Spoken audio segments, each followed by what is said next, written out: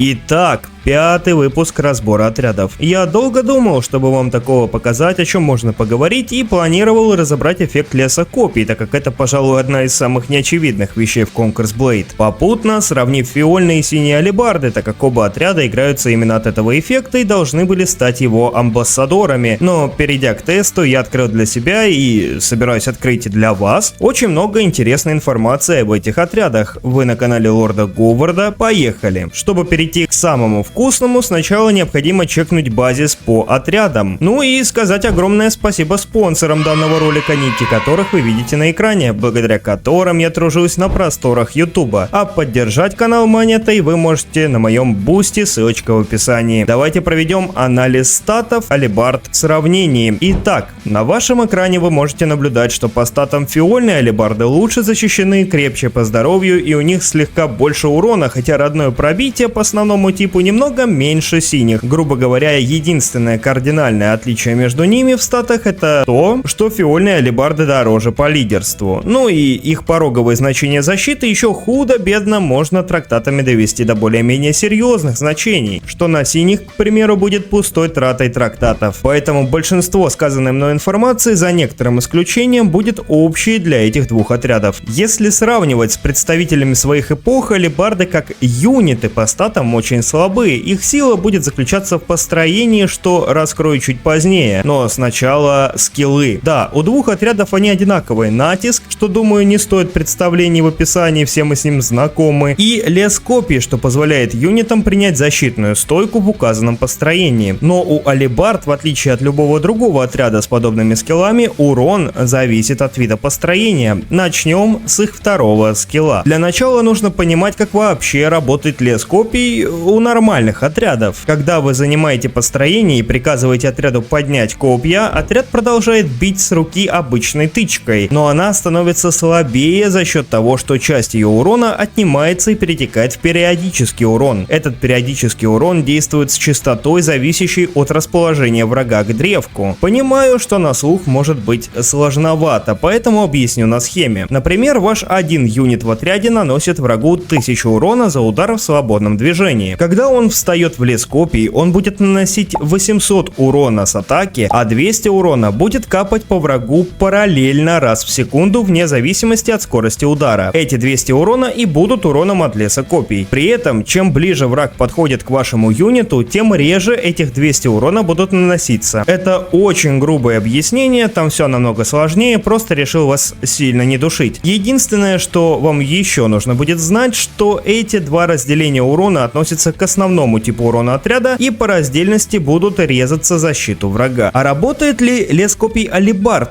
Также, отчасти. В F1 построении, да, ровно как и я и описал. То есть урон от атаки зависит от проникающего скейла, часть его отнимается и преобразуется в лес копий. И получается примерно 600 урона с атаки и 200 с леса копий раз в секунду. В F2 же построении нет. Хоть оно и считается формально лесом копий, но урон от атаки в нем зависит от проникающего типа, а урон от леса копий от рубящего. Это позволяет наносить полный урон с атаки, равный аж 1000-1400, не жертвуя его частью ради скилла урона леса копий, который в свою очередь будет равен также 200. Но это разделение по рубящему и проникающему типу одновременно является как даром алебард, делающего их F2 построение самым сильным лесом копий в игре, так и проклятием, ведь трактаты на лес копий механически действовать не будут. К слову, действовать они не будут и на других построениях. Что же делать до натиска? Его урон также зависит от построения. Он увеличивает их кучность, что повышает разовый урон, концентрируя его в узкую область. Но в чем же разность скиллов фиолетового и синего типа алебард? Фиолетовые, в отличие от своих предшественников, после натиска встают в лес копий. При этом лес копий прожимаемый и лес копий после натиска разные. Их отличие в уроне, ведь так как натиск грейдит процент с базовой атаки, весь накрученный с него урон остается при алебардах, повышая урон урон стычки в конечном построении. Также в построении после натиска увеличена скорость атаки. Однако, если вы их перестроите после натиска или прожмете второй скилл, их урон вернется в прежнее русло. В отличие от огромного количества слов, которыми я описал эти два скилла, разобрав их до атомов, выводы достаточно короткие и простые. Юзайте только F2 построение и с него же при необходимости кастуйте натиск. Остальные построения практически не имеют смысла, разве что в двух ситуациях из сотни возможных. Если вы думали, что на этом все, спешу вас обрадовать, нет. Если вы хоть раз поиграли за любые из двух алебард, вы могли заметить вот такую дымку вокруг них. Что же это такое? Это своеобразный щит от ударов конницы, на который нам намекает описание леса копий. Однако вот незадача. Он действует только на первое построение, только в F2 после того, как вы взяли отряд в бой. То есть, если вы его перестроите опять же даже в то же F2 или любое другое построение, чтобы просто передвинуть, эта дымка пропадет и больше не появится. Только если поменяете отряд повторно. Грубо говоря, чтобы алебарды были защищены от коней, как сказано в описании, вы должны взять их в бой, после чего через F1 двигать до указанного места, поставить там в F2 и не двигать ни на миллиметр. А также, когда алебарды ловят агр на любой ближний таргет, они привстают и снова садятся в построение после выхода врага из зоны агро. И в этот момент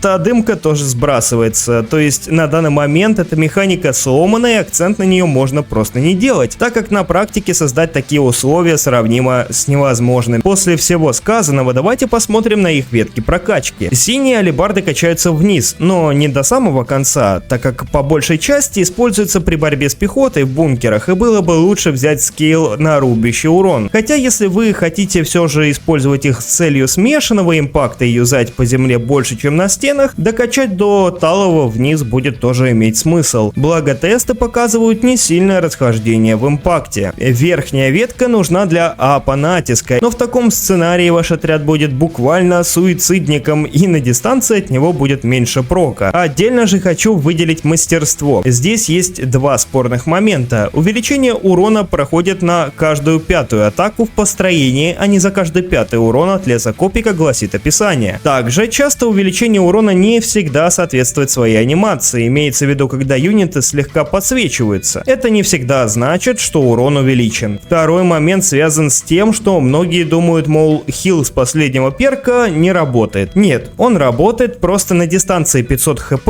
это 1/19 часть полоски хп алебард, что крайне мало и практически неосязаемо. При этом прокает хил не так часто, так как урон считается в тушу. Если он блокируется щитом, например, то хила не будет. Перейдем к фиольным алебардам. У них ветка прокачки преимущественно вниз до конца, однако имеет место быть и раскачка 50 на 50, чтобы взять возможность отталкивания, но при этом вы пожертвуете защитой ради большего урона и ее догонять придется трактатами. Мастерство же в основном берется ради увеличения числа юнитов в отряде. Урон же с натиска для буста полуопционального скилла, который редко играется, такая себе затея, а увеличение скорости атаки после натиска буквально вынуждает вас его использовать, чтобы быть приятным. Политика расстановки трактатов одинакова для двух отрядов. Помним, что трактаты на лес копий не работают. Из этого у нас три стратегии. Первая состоит из 4 трактатов на урон и одного сильного защитного трактата, желательно процентного. Например, урон отряда и урон героя. Уникальный трактат пикинера 1, так как он забустит показатели белых статов, а следовательно проапгрейдит весь урон, в том числе и урон от лес копий. Я затестил, все работает. Далее будет опционально. Уличный бой для повышения дамага в осадах, проникающий удар для буста опять же белого стата урона. Также можно бустануть общую защиту процентно нередким трактатом снабжения 5 или грейдами ниже. Также на алебардах синего ранга будет смотреться на синей эре новый трактат равновесия. Вторая по счету тактика — фулл защита. Тут подробно, думаю, описывать не стоит. Алебарды способны наносить хороший урон, поэтому, чтобы его пролонгировать, можно воткнуть все онли на деф. Третья же тактика заключается во всех трактатах на урон и деф от коней. Это специальные трактаты, которых со временем у вас появится добротное количество, и втыкать их особо некуда, кроме алебард и еще пары отрядов. Это для смешанного геймплея. Сюда войдут гроза кавалерии, защита пикой, борьба с кавалерией, уникальный трактат пикинера, замедление и так далее. Под тоже хочу сказать о том, что в нынешних условиях, так как в мете сейчас очень много блокирования, алибарды просто страдают. Также страдают они и от конницы, играбельная часть которой вся с неуязом или контролем. Поэтому, чтобы правильно реализовывать таких юнитов, как алибарды, вам требуется подстраиваться под движение меты в будущем и смотреть, в период каких пиков вам светит их достать. Последняя моя подмечалочка по данным отрядам: блокирование у них есть даже вне построений и даже от дальних атак. Ее мало, прокает она по непонятным причинам и не всегда, что наводит на мысль о случайности его прока или о недоработке со стороны разработчика. Чаще всего блокируются атаки в середину туши юнитов, но механика его срабатывания для меня до сих пор осталась загадкой. Что же, на этом все. С вас лайк, подписка, звонок в колокол и переход на Бусти, чтобы не пропустить розыгрыш Battle Pass следующего сезона. С вами был Лорд Говард. Покеда.